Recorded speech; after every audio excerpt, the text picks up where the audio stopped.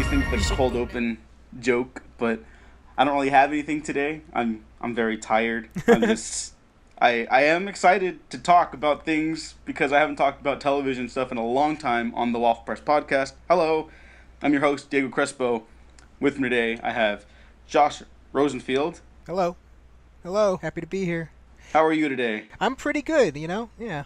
All things considered. Yeah, I had you on the podcast a while ago to talk about Miami Vice. I'll put a link down below into that. I've gotten a little more structured since then, a little more professional-ish, a tiny bit. I won't say too much more. But we're here to talk about Stranger Things 2, which is a big hit. And I think people are coming across season 2 of Stranger Things a little more, not hesitantly, just people are walking away with differing opinions, we'll just say. But first, Josh, tell us a little bit about yourself, what you've been up to, and your thoughts on the first season of Stranger Things. I write with you at Audiences Everywhere. I'm also the senior editor at Audiences Everywhere, and I do podcasts with my friend Soren at MovieFail.com. Right now we're doing a podcast about Twin Peaks called Ghostwood Radio. We're going back to the original series, so this is I'm doing the plugs up top by accident. Sorry. No, please, go ahead. I came to Stranger Things about a month after the first season premiered, just because, first of all, Netflix is so bad at promoting almost all of the things they release. And the first season of Stranger Things was no different. Like, I barely knew it existed. I saw some people talking about it on, like, Twitter and Tumblr, but I was like, I don't really have any, I'm allergic to, I said in my review of this second season on Audiences Everywhere that I'm allergic to 80s nostalgia. And part of that's because I was born in the 90s, so I just don't have any attachment to any of that stuff at all. But also part of it is just like, it's to base your art on just kind of activating people's memories of the stuff they liked when they were kids is not just lazy, it's like, I mean, it can be just lazy, but it can also be weirdly sinister when it gets really bad. I've never liked it, but I really liked the first season of Stranger Things, which was very surprising to me. The big reason that I really dug it was the way that it played with genre, in terms of separating the three main storylines of the show. Were kind of three takes on 80s genre film, where like the kids, their storyline was like E.T. I mean, it was basically E.T. More generally, it's like when Spielberg does kids movies, that whole like aesthetic, like that's what the kids storyline was. And the teenagers, Nancy and Jonathan and Steve, were in like a slasher movie, like a horror movie. And the adults were in like a government conspiracy thriller movie, but it was all about the same events. Like, ultimately, it was three different storylines, but they were all kind of pursuing the same thing, and when they came together at the end, it was really cool. So the way that it was structured was really, really interested me, because it's not just, and also I didn't find it was too, like, it didn't go too much in terms of the 80s nostalgia. It's not like there were a lot of references that are just meant to be like, hey, you know that thing, right? That's all we got. Just, we're gonna say some things you know about. It didn't do that at all. It really, like, its characters were original and they had personality, and in at least one instance with Steve, they kind of subverted their archetype, and especially when we talk about Steve in the second season, I wish that they had done what they do with Steve with more characters, because the way that they subvert the kind of, like, asshole jock boyfriend stereotype is really cool, and it starts by the end of that first season. So I dug it, and I was hesitant about a second season just because it seems like Stranger Things season 1 ends. There's like a little tease for like, oh, we could go on, but it concludes. And this is kind of the danger when you have like a breakout success show like this. I very much doubt that the Duffer Brothers, they said that they had planned season 2 out, but I would be surprised if they like expected or believed that they would get a second season. I don't, I think you kind of have to be realistic when you're in the film business, especially when you're working on something that isn't going to be heavily promoted. It's not an established like brand. I don't imagine that they planned out season one with future seasons in mind, and it certainly doesn't seem like that just from how season one ends. But they, here's Stranger Things 2, and it's not great. I guess I'll throw it to you. I guess now. My quick thoughts on season one: surprisingly well structured. I was so glad you brought up the genre thing. I'm surprised at how few people talk about how well it incorporates the different approach to one singular overarching narrative, and just how refreshing that makes all that feel.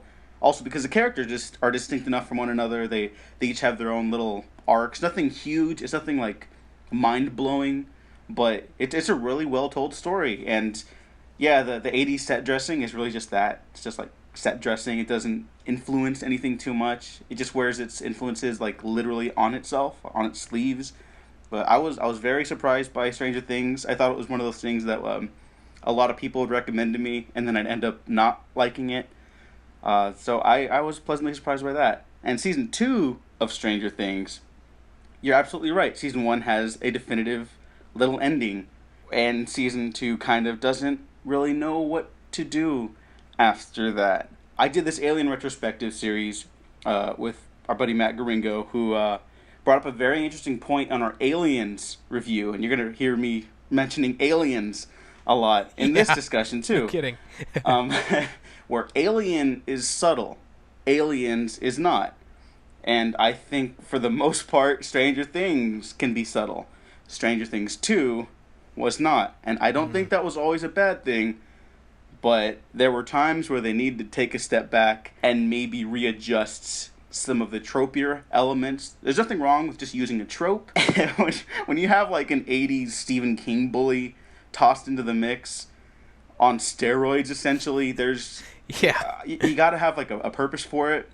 I loved Steve in the first season after the big turn he has. I don't know if it was entirely earned, but I was pleasantly surprised by stuff like that in the first season. And I thought, oh, okay, well, these guys are smart enough to kind of subvert our expectations again in how they utilize characters. I'd say for like Paul Reiser's character, they upended my expectations for him. But then you got someone like Billy, who's played by a really good actor who I didn't write down the notes here for. I totally missed that. But yeah, the character is so useless. There's a lot of little fat that this season had that the first season didn't. And characters are oddly managed. The pacing's a little odd. And I'm not sure it all works. But what I really liked. And I think I would go as far to say that I think this season has higher highs, but also significantly lower lows than the first year. What were your thoughts? Yeah, like the season wasn't all bad. There were definitely things that I liked about it. It is funny. I'm glad you bring up Alien and Aliens because they map to the 2 seasons of Stranger Things so well. In terms of like the literal plot of this season is like with Aliens. Remember the monster from the first one? What if there was more of them? I say that, but like in that scene in the junkyard when it's revealed that there's more than one of the Demogorgons, I was like, oh my god! Like it's a great reveal. It's played really well. It totally is. There's a lot of stuff this season that's like, in the moment it is executed really well, but when you take a step back and kind of look at how everything fits together, you realize, oh, this doesn't really actually work as a whole thing. And I would go as far to say that also the Duffer Brothers talked about upping the ante with like terror. They want to make the season scarier. And I would say this season's definitely more intense, a little creepier, and a little uglier. Sometimes maybe even a little meaner when it shouldn't be. This is a full spoiler discussion, by the way. So I just want to bring it up right off the top. I was very happy to see Samwise Gamgee make an appearance. I was really happy with Sean Astin, and again, subverted my expectations. I was like, okay, this guy's going to be, he's too nice. He's going to be a villain. He's going to work for the company or whatever, and he's not. He's just a nice dude. And after I realized how nice of a dude he was, I was like, oh, he's dead. Yeah, he's dead. And then when he does die, it's oddly dragged out in his final moment. Like it's a really intense chase scene, and then they're like, "Oh, okay, gets away," and then they hold on his face, and you just know that they're gonna cut to one of the demodogs attacking him, Hmm. and then they just like hold on him while he's getting eaten, and I don't know why they did that. That was a little odd to me. Yeah, it's like you said. You used the word mean, and I think that's a really good example of like that scene is so brutal and it feels uncharacteristically brutal for this show, and for especially for that character who is probably the nicest character that's ever been on Stranger Things, to not just kill him off, but to let him think that he got away and then kill him off, and then linger on this, horrific image of him being devoured by these monsters. It's really, really like it doesn't really, it's tonally, it seems out of whack. Yeah, and it's so weird. But then when they do finally go full on aliens, I mean, at that point, the entire season's like basically in the home stretch. The last two episodes, I will say that I really loved, and if I didn't like those as much as I did, even with that major gripe I have, I don't know if I'd be as overall pleased with this season as I feel right now. Because there's plenty I didn't like, but what I ended up liking, I liked more than I didn't. That tonal inconsistency kind of runs throughout the season. I think in the first half, a lot of the characters are kind of just hanging out, and I like when characters do that. I know you feel differently, but like this year, Guardians of the Galaxy 2 came out, and it's just a bunch of people hanging out, and I really like that. And I don't know if it worked here. Yeah, it's interesting because the first season was like a bullet train. Like it started immediately and did not stop. In terms of like the mystery, where did Will go, what happened to him, everything just like in that first episode, everything happens and it doesn't stop happening until the season ends. This season takes like 3 episodes. I don't know if it's that many, but like it feel the first, what we could call the first act of the season, is really slow, and it doesn't introduce what will be the central, like, not just the central conflict, but like what the characters will be pursuing for the rest of the season, what the story is even really about. Like there are the teases of the Mind Flayer monster in Will's visions that I think are really cool. Like the last, when Will is possessed by the Mind Flayer, that's probably the scariest scene in the whole season for me. That was terrifying. Yeah, it feels like a nightmare. Yeah, it if they wanted to go horror, that's I think a moment where they really really succeeded. But like you say, the characters spend the first couple episodes just being their normal selves, and we didn't. It occurred to me while I was watching it that we didn't see that at all in the first season. Like there was no time for the characters to be in their normal lives because they had stuff to do. So I think they probably felt like they had to, just because. And again, maybe this is a product of not really expecting to have a second season. When if you're just in that first season, all you need the characters to be is, doing things that are significant to the story, and you can characterize them through that and along the way, but you don't really need to ground them in anything but whatever it is that they are trying to do. But when you open this story up to like a much bigger scale, I think they kind of felt like, all right, well, we have to show who these people are when they're not fighting demons from another dimension, because if we're going to follow them for another season, we need a better idea of the kind of people they are. And what it turns out is really, like, we don't really learn anything new about them. I like the dynamic between Steve and Nancy in these first couple episodes is interesting.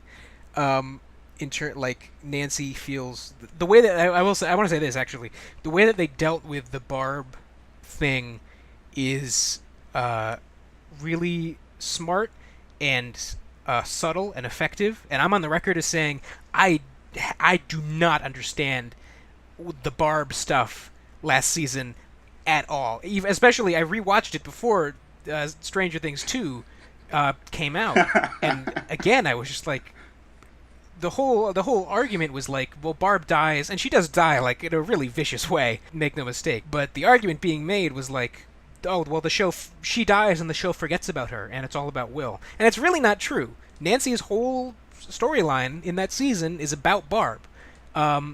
Like, she's constantly getting brought up, and everything that Nancy does is in pursuit of finding out what happened to Barb.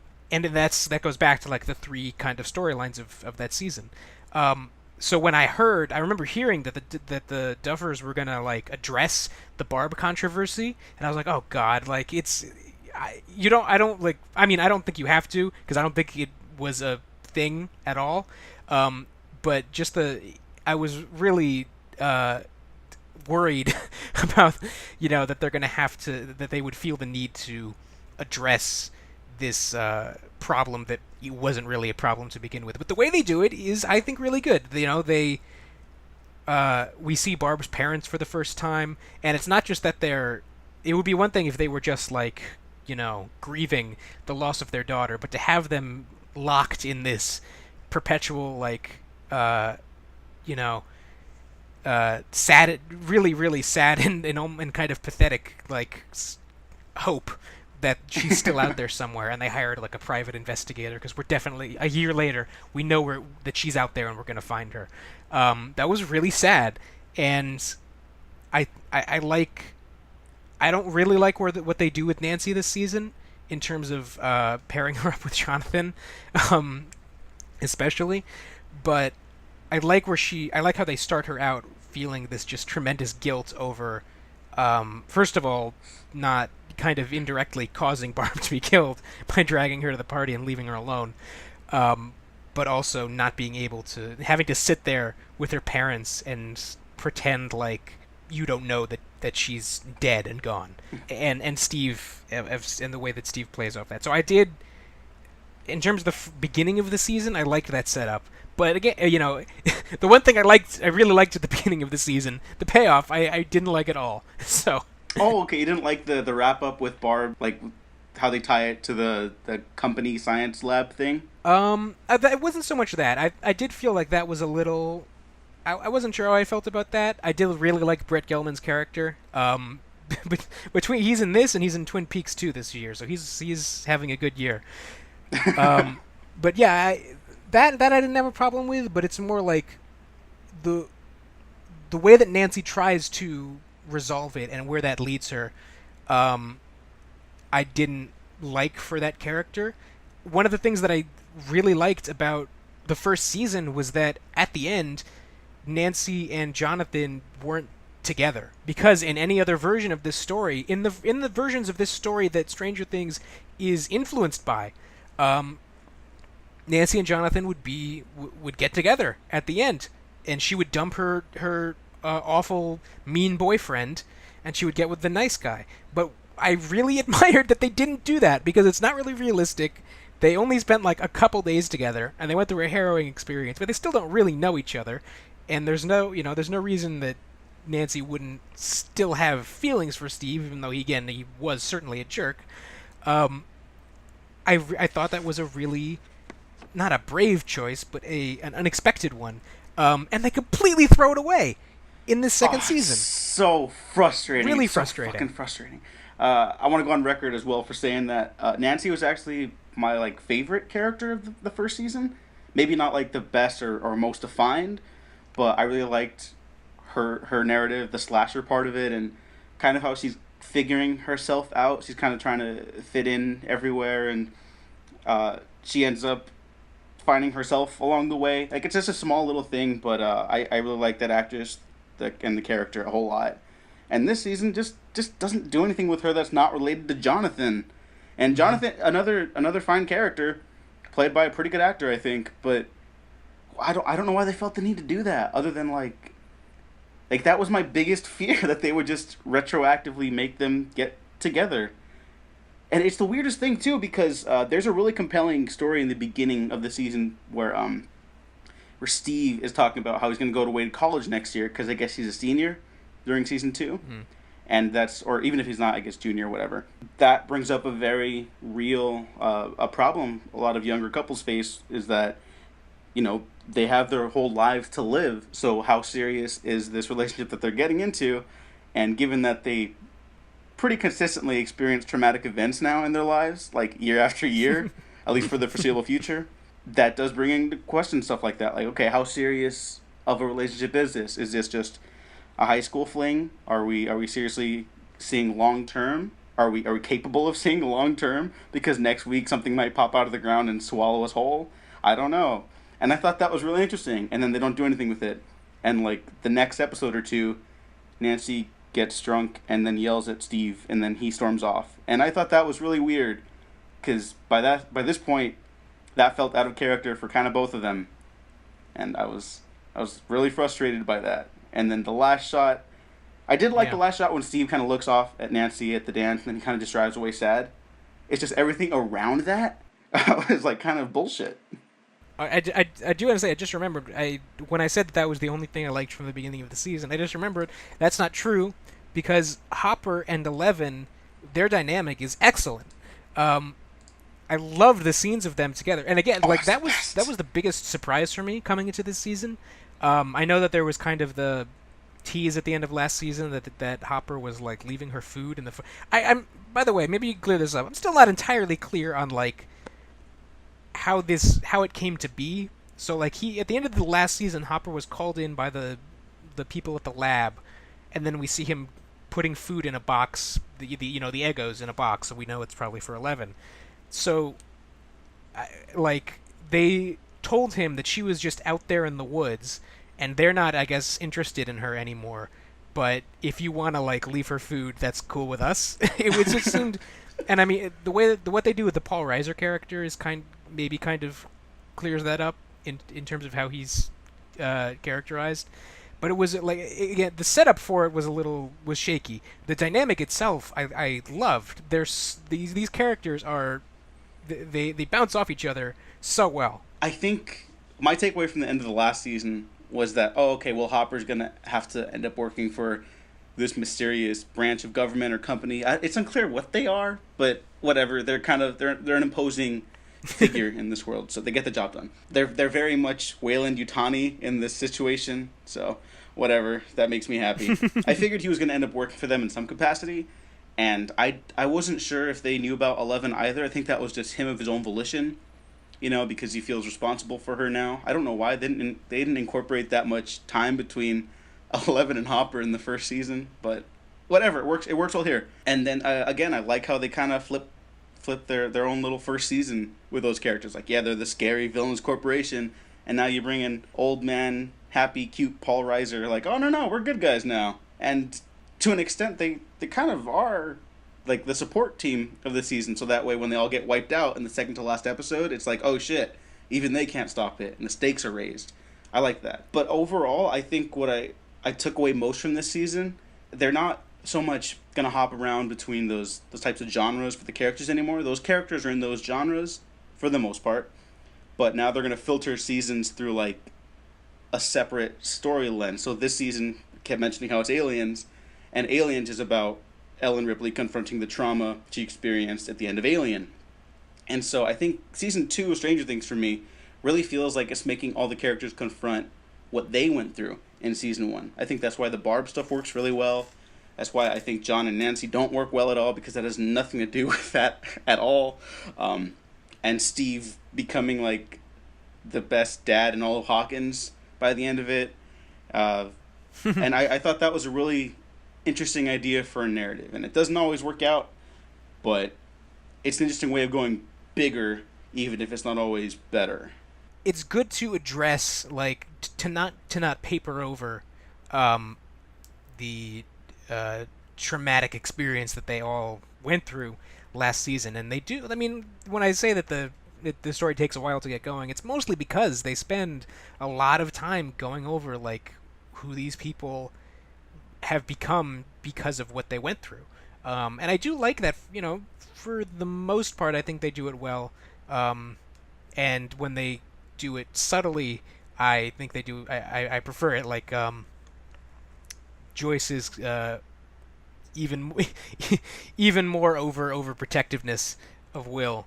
I liked how they played that. The structure of the season is really, I think, is really strange. Hey, In how they introduce a lot of these dynamics in the first act of the season, and then don't really like they kind of like throw a lot of them out.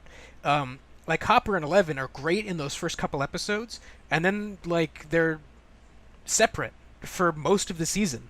And I was so mad. I was like, I couldn't believe. First of all, I didn't like that they kept Eleven and the other kids apart for the entire season because their dynamic was so good. I wish they could have done more with Eleven and Hopper because when they reunite at the end of the season, it's touching, but it would have been more touching if they had better established who these two people are in relation to each other and how they feel about each other.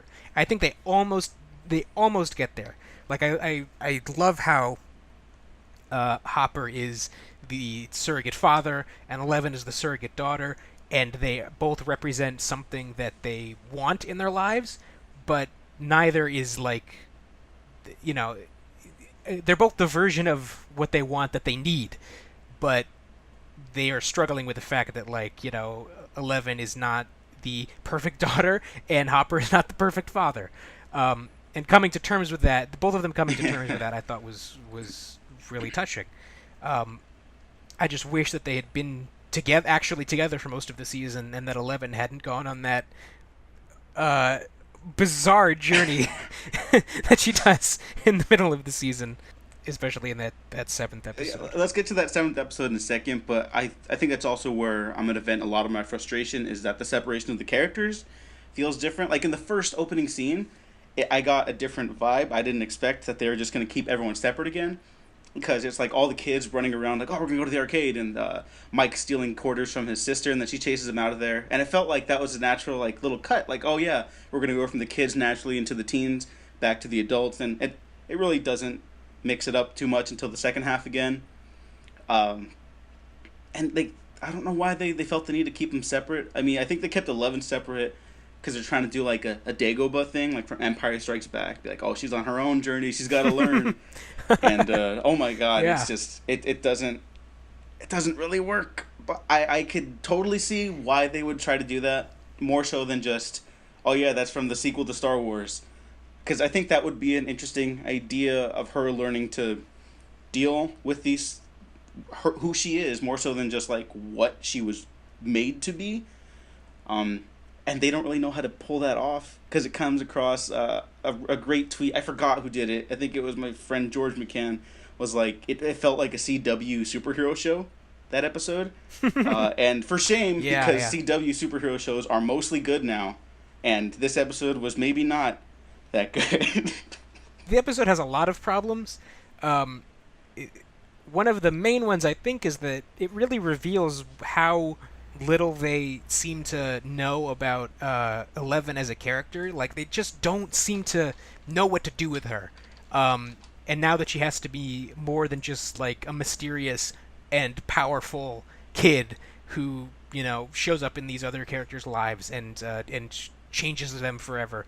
You know, when she has to be like a person with an interior life, they just don't really know what to do. And like, it was so strange how what she learns in that episode is to be more powerful, you have to like unleash your rage. Oh, I hated that so much. It's so weird, because usually, like, if you're like, especially in like you reference Star Wars, usually that's the bad lesson that you don't want to do.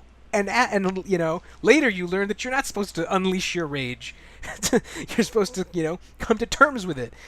But they go back to it in the climactic moment of the season. That's how she has her heroic moment of closing the portal. Like, I just don't. It's like, and maybe they'll go further with this, but it feels like if this was supposed to be, you know, represent growth as a character, I don't understand why would you go there? Like, what does that do for this character to have her be like that? And again, it's like in the denouement, they're at the snowball, and it's like it doesn't seem to have actually meant anything. She's still basically the same person. It's just they found a way to make her more powerful. Briefly, it's so, and God, that episode is just so poor, you know, ill-conceived, and it was just such a bad idea to begin with, and it is bad all the way through. I like it a little more than most people, I think. I've even heard some people say it's their favorite of the season, which that's way too far for me. I think some of the directing's kind of strong, but like, this is, who directed it? Rebecca Thomas. I'm not familiar with her work, but I thought given what the episode was designed to be by the Duffer Brothers and Sean Levy, I don't think the direction's the problem. I think it was just an odd episode placed in an even odder time. Like, oh my god, there's this insane cliffhanger where, oh my god, not just Hawkins, Indiana, but the world could possibly be at stake because the Demogorgons are bursting out from beneath the planet. That is not the time to cut away to a side story. I don't understand the thinking behind that at all. And that really frustrated me when I saw it. I was like, no way. This isn't my Stranger Things. It's a strange decision, but if anything, but that doesn't. Oh, it's so weird.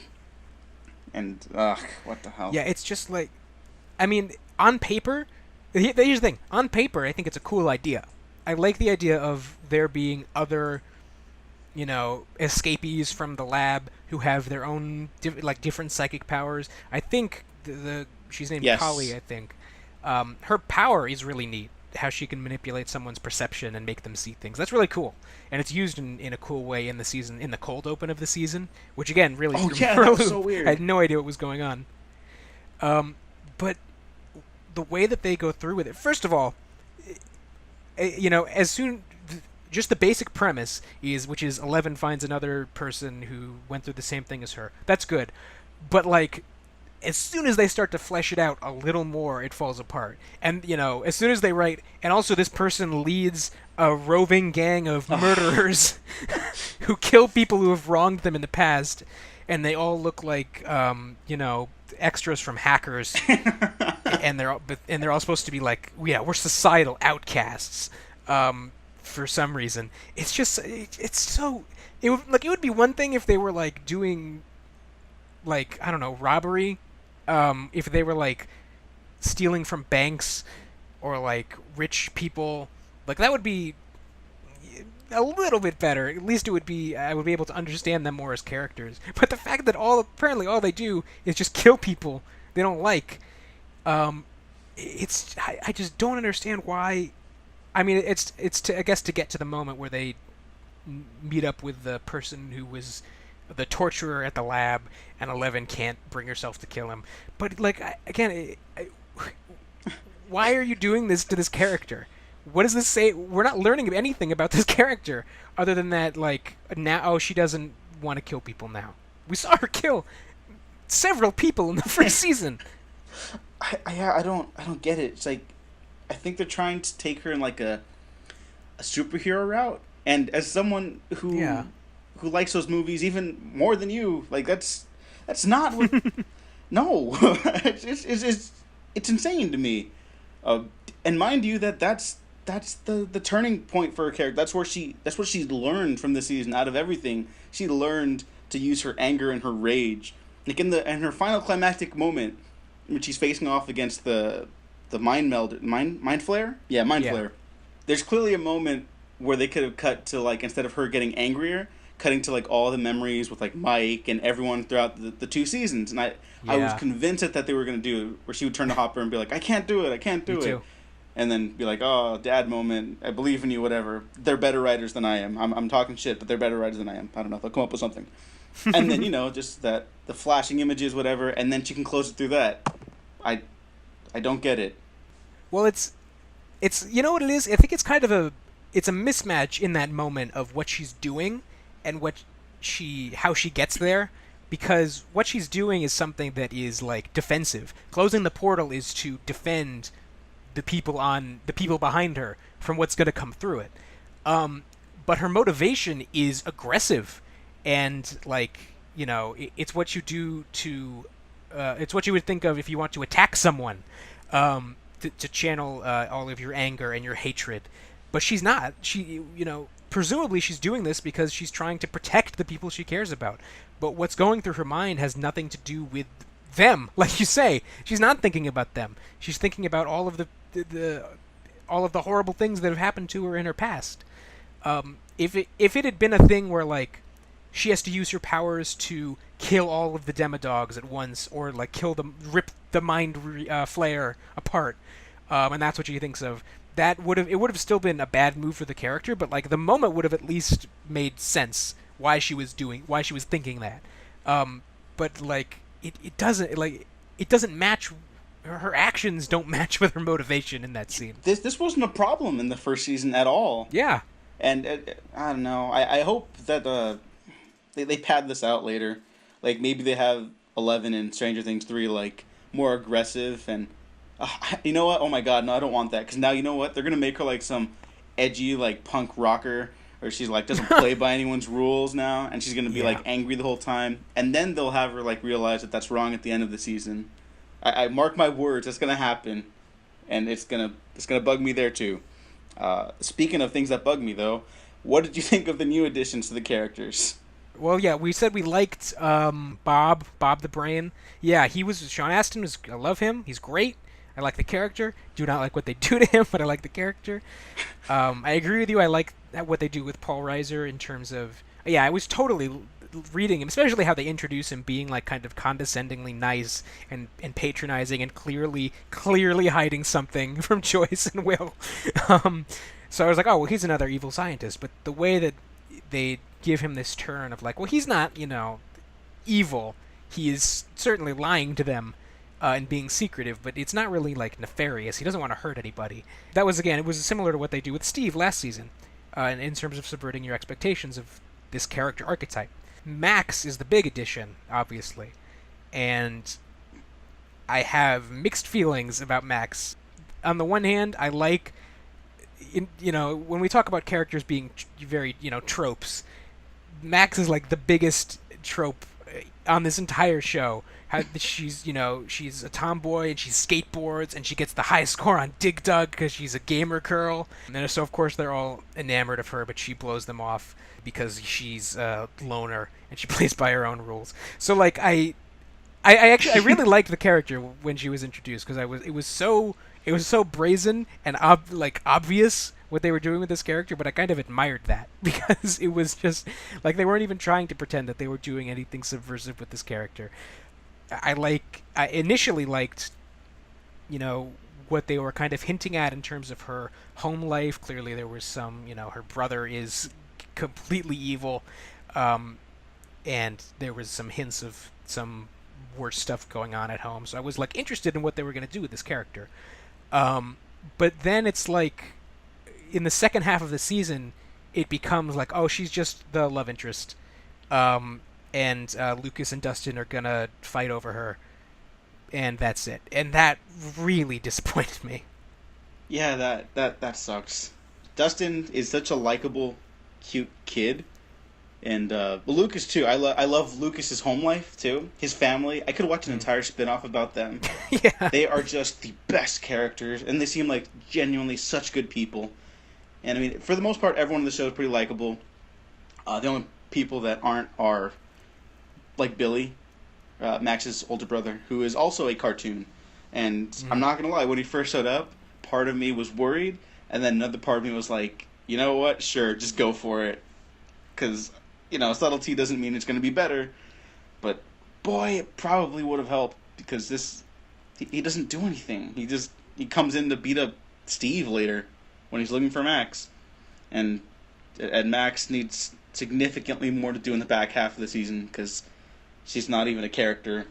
She's just in between Lucas and Dustin. I want to talk about Dustin really quick, too, because I think this season makes him look like a real dick. He's a kid, so, bygones, but, or, no, not bygones, but I can understand. I'm more forgiving if this was like a grown man, because he lies to all his friends, something that they all swore to never do to each other, which is bound to happen. I mean, because kids can be assholes, but whatever. Like, not to this extent. He hides a Demogorgon, which then eats his cat and breaks his mother's heart, and she doesn't even know. So he's a double liar and complicit in the death of an animal. And then continues lying to all his friends, and feels like one of those guys who's like very nice guy tropes when it comes to women now. Yeah. And that's really disappointing, and I don't know how I feel about that. Yeah, I completely agree. Like, I didn't really buy his attachment to Dart, the Demodog.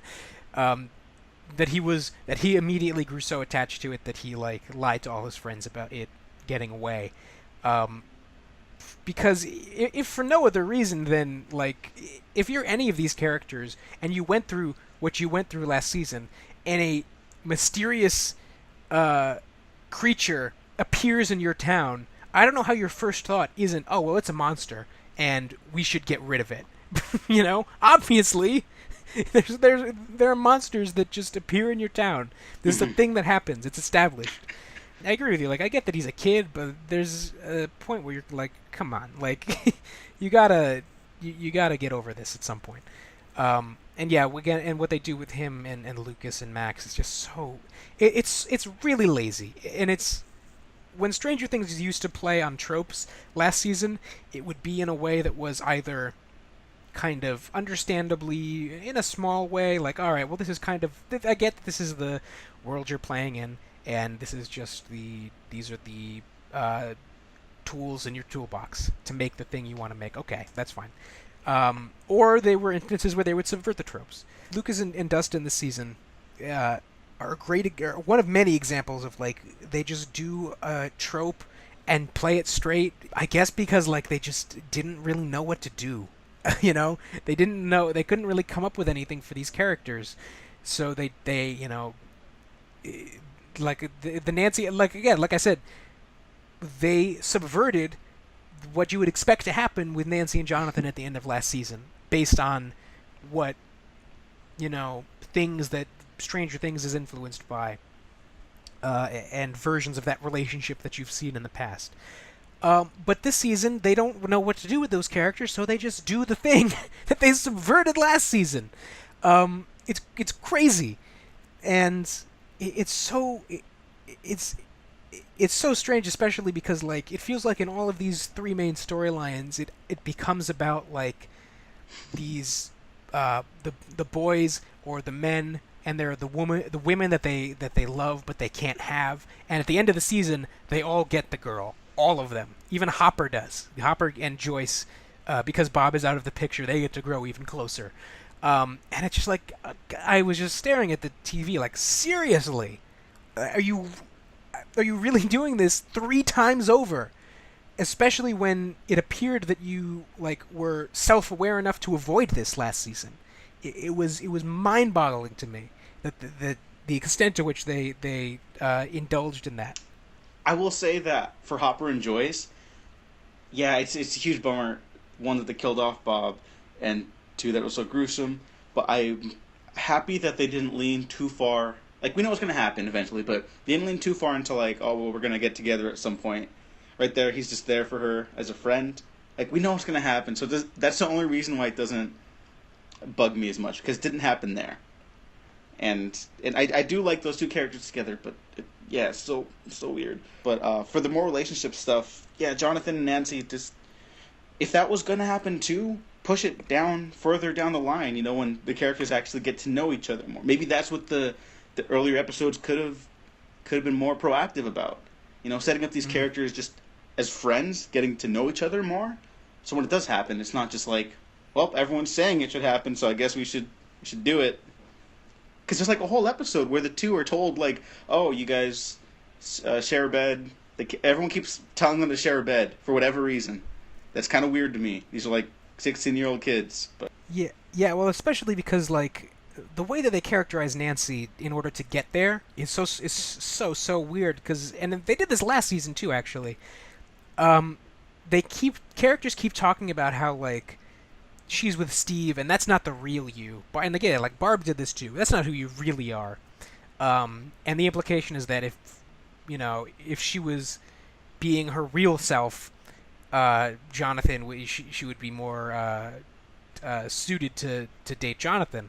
But like, they never show us who her real self is supposed to be, other than when she and Jonathan get together, and Brett Gelman explains to her like, "Oh yeah, I can tell. Like this, you two are supposed to be together." And it's like, I don't understand I don't understand anything about Nancy as a character at all. And it feels like they keep telling me things that I'm supposed to know about her, and I just don't at all in any way. That's why she was my breakout favorite in season 1. By the end, like everyone's telling her like, who she is and what she wants, what she really wants, because she doesn't know. She's just a teenage girl. What does she know? And then, maybe she's still got plenty of stuff to figure out by the end of it, but she's determined for herself what she wants, and the show feels confident enough to, like, leave us there in a pretty happy place, and then immediately just, like, fuck it up in the second season. So I guess I'm bullshit, as she says multiple times in a drunken rant. Bullshit. Let's talk about the last episode then. So there's a lot's happened by this point. You're either on board with the season by this point or you're not. I don't think there's many people who are too in between, because a lot happens this year. When the ball starts getting rolling, it doesn't really stop except for the 11 episode. Oh shit, no, hang on. We haven't even talked about Will. This is the last thing, and then we'll talk about the last episode. Yes. Noah Schnapp is the actor who plays Will, and I feel confident saying there's going to be a lot of awards pushed for him. He's really, really good. And the Will storyline is I think probably my favorite storyline this season when it comes down to it. If Hopper and Eleven had spent more time together, that would probably be it. But as it stands, like, the Will storyline has my favorite moments, I think. And when he gets possessed by the monster, that's up there. That's a great, great scene. And I think my favorite episode is episode 6, if only because for the ending, when he sends the people into a trap, and when you realize what's going on and how far the possession goes. Which by the way, I liked how they're doing E.T., where the boy and the creature have a psychic connection and they feel what the other one feels, but it's like the dark version of E.T. Yeah, where again, the creature is evil. Like, interesting flip on the genre. Yeah, that was really cool. Like, it was, again, wearing his influences on its sleeve, but like twisting it in a fun way. And yeah, Noah Schnapp is incredible, and he plays when you're playing like possessed by a demon or a monster, it's so easy to be really corny. And this performance is not corny. It's scary. The way that he thrashes around and just screams. It's really good. Yeah, he's amazing. And yeah, that previous episode when they start burning the Upside Down, which really cool visual when Hopper realizes that it's down there too. Like, the camera literally flips upside down. It's very on the nose, but holy shit, it works. And he's just screaming. He looks like one of those victims from John Carpenter's The Thing. Like, just the noise and everything, and like, it's so creepy. This kid is amazing. Like, even Sarah Paulson from American Horror Story like tweeted at the Emmys to like remember him during awards time, and like, fuck yeah, this kid's great. And God, he's so good. And you know what? His story is probably the only one where I'm like, the rest of the season, I'm like, yeah, I mostly liked it. And then there's like a bunch of asterisks. Will stuff, not really. Will stuff is solid all the way through for me. Yeah, I agree with you. Especially leading into the finale, where it's like, they start hopping around the genres for the finale set pieces. So like, Will stuff is like an exorcism, and then Hopper and Eleven are like, it's straight up aliens again. They love their aliens this season. Nothing wrong with that. I love it too. Sure. And then Steve and the kids are in Goonies. And then I really like that stuff. I was very content with it by that point. And then little speed bumps along the way that I kind of had to overcome. Yeah, I think part of it is that the Will stuff feels like the freshest material in the season, where a lot of it, apart from like character dynamics, a lot of it feels kind of like, all right, well, this is basically what we saw last season. But Will and Joyce and what's the other kid's? Mike. Everything that happens to them this season. It's funny that I forgot Mike's name, because he was like the main kid last season, and he's the least main kid this season. Which to his credit, I think kind of works, because we already got a nice sense of him. Now they need to try to give us a sense of everyone else. Yeah. Which it doesn't entirely work, but okay attempt, I think. Oh yeah, I mean, I think it's a good move to kind of move him to the background, especially since like his whole thing last season was his relationship with Eleven. If she's not going to be around, then you can safely move him to the background and give the other kids more time in the spotlight. But yeah, the Will stuff is really, his visions are all really creepy. The mind flayer The design is pretty great. The effects are really good. I said in my review that it looks like a monster from the game Bloodborne, like a specific monster. And I don't just say that because of their resemblance, but also because this season uses sound effects from that game, like really distinctive ones. So I'm pretty sure someone on the staff is a fan of that game and is intentionally referencing it. So that's funny. But yeah, I like. Yeah, I pretty much like everything about this storyline. It's scary.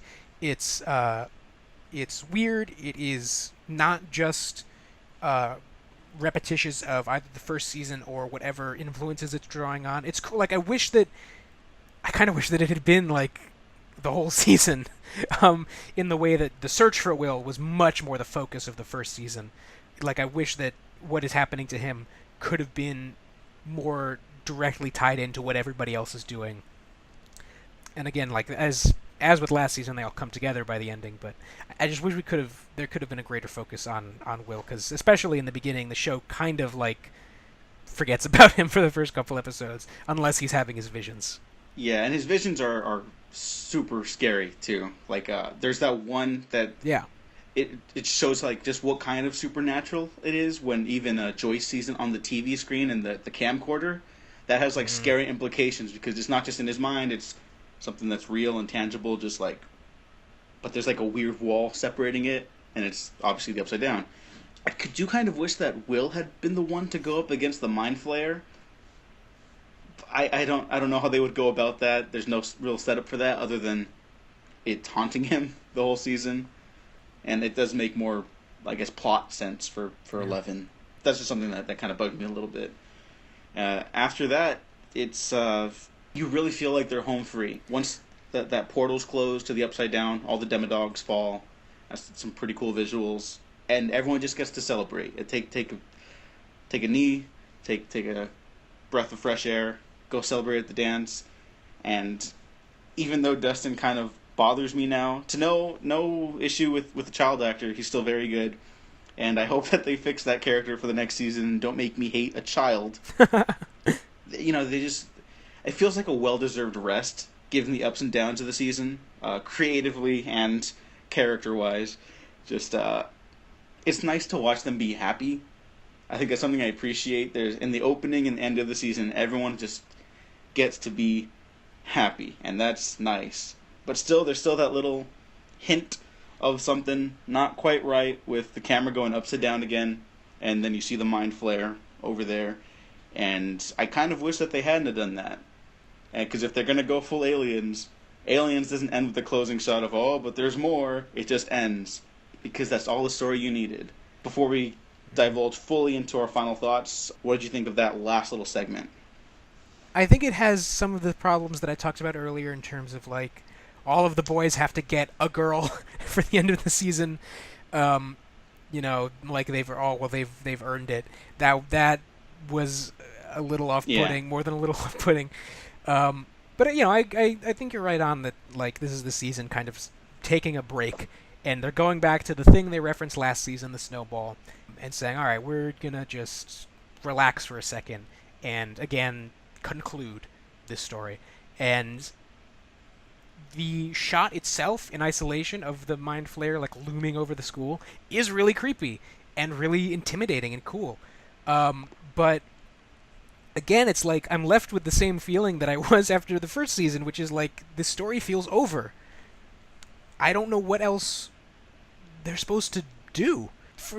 At least in the first season, there was there was the idea of like, well, there's still like portals open, presumably, like people can still go to and from the Upside Down, so there's more to be done there. And then there's the scene with Will vomiting up the slug that obviously becomes significant this season.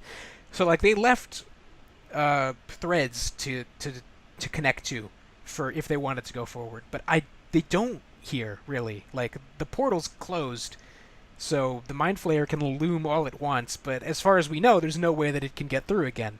They'll obviously come up with something, but there is, they're going to have to come up with it because they've left nothing for themselves to build on in this season. It just feels conclusive. And I agree with you. Like, I would have liked, even with the knowledge that the third season was coming, I would have liked if they had just concluded and we could have been like, well, we know it's going to continue, but at least there was a sense of an ending here. But they have to have this tease, and the tease as it stands doesn't really make much sense because we don't know how the Mind Flayer is supposed to get through to them.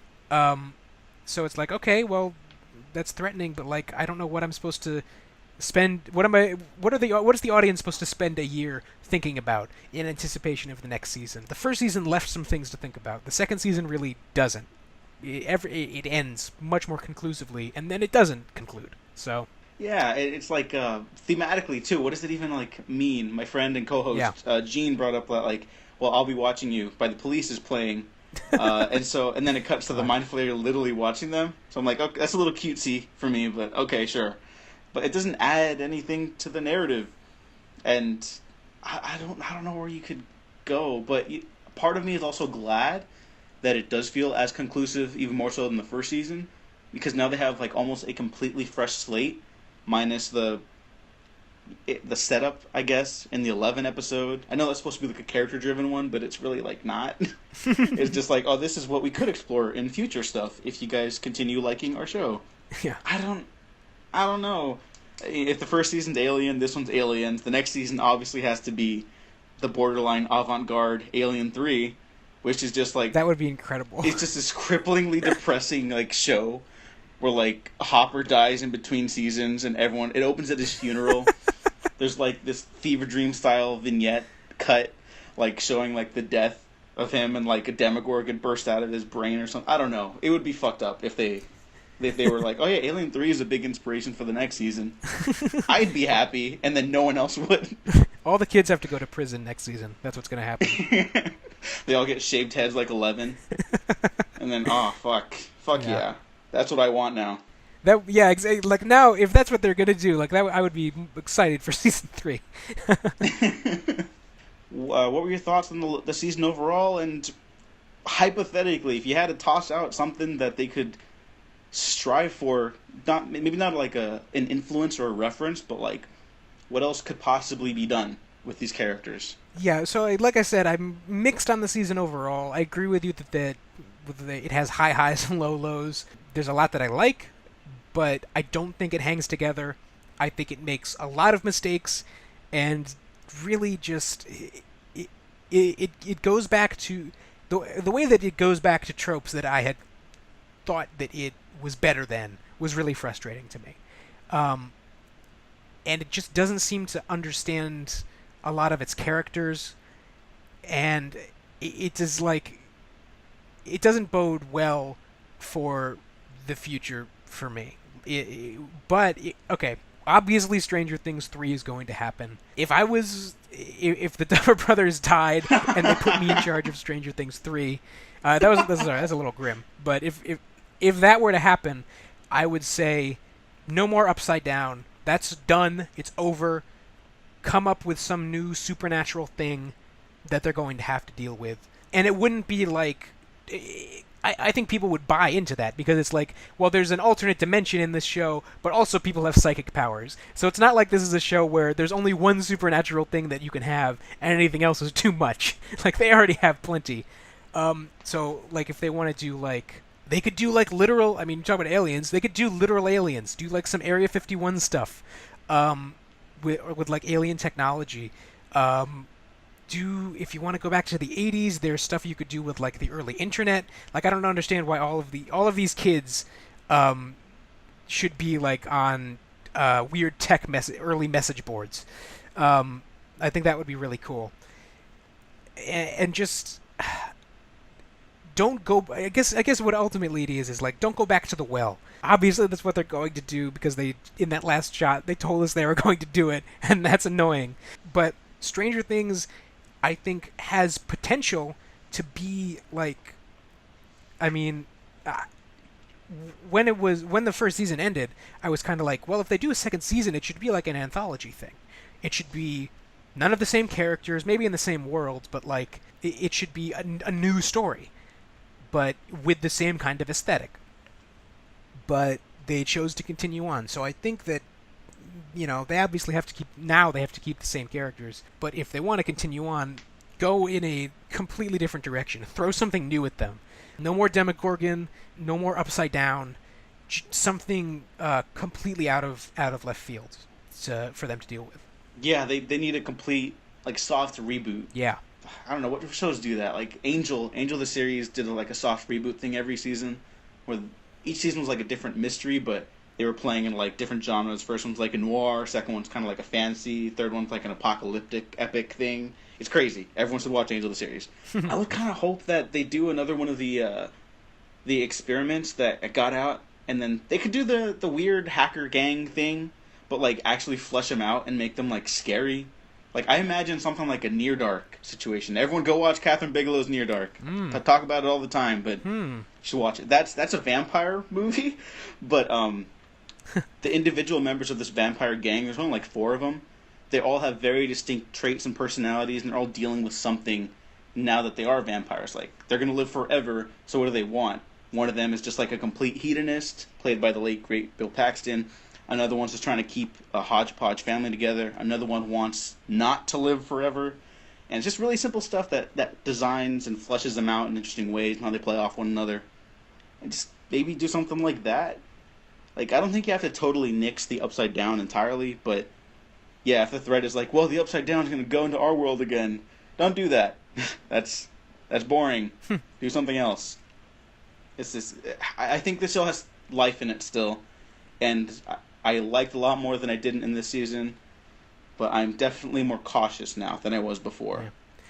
You know what? Like, if you're going to keep the Upside Down, go full it. And, you know, I like all these actors, but what if you cut ahead 30 years, and now it's the modern day? Like, like It does. And now they're all adults, and they have to deal with the Upside Down again, but they've had, you know, lives. And what does Eleven look like as an adult person with her psychic powers? You know, how have these events shaped who these characters become? You know, I love It, the novel, and I still haven't seen the movie, but I've heard good things about it. But one of the great things about the book is that you see, as you cut back and forth, like, how these people have to... You get the kind of, you know, child adventure story and, you know, horror, but obviously it is like an adventure, juxtaposed with how these events change these people and what it meant for them as they grew up. So, like, yeah, like I said, I think all the kid actors are great, but, like, I would love for them to do, like, set the next season in, you know, 2014, and they're all back in Hawkins, and who are they now? Oh, shit. Okay. You know, if they don't do that for next season, they should do that for the last one. I think that would be a really great creative spin on a sense of, like, finality, too. That, oh, man, I want that. The Duffer Brothers, like, right now. Yeah, so those are thoughts on Stranger Things 2. Season 2, whatever. I kind of like that it's just Stranger Things 2, not Season 2. I do like that. I agree. Yeah. You know, I think some people think it's kind of like pompous or whatever, but like, who cares? It's just a TV show. Josh, thank you for joining me. Where can people find all your things online? Thank you for having me. Well, you can go to my Twitter at @J_Rosenfield, and I post links to all the stuff that I write, as for Audiences Everywhere, and podcasts for MovieFail, and stuff that I just write on my own on Medium. And that's pretty much where all of my online life is on Twitter. So go ahead and follow me if you want. And you can follow me on DEWGO Waffles, the Waffle Press. Like and subscribe if you didn't like and subscribe anyways, because you might find something you do like. Audiences Everywhere. Check us out there. It's a really great website, and I'm not biased in saying that. All the editors do amazing work. I'm so sorry about everything I submit. Yeah, check out everything on Twitter. Everything's on Twitter. Just know that. But also check out our Patreon if you want, because we could use help so we can keep making videos and whatnots, because I like doing video podcasts now. Also, coming up, a Star Wars retrospective series I did with Matt Garingo that took up way too much of my life, but that's happening. So keep an eye out for everything on every Star Wars movie ever, and some stuff in between as we get ready for Star Wars The Last Jedi. Thanks for listening. Thanks for watching. We have been professionally unprofessional. You should go now. It's almost here.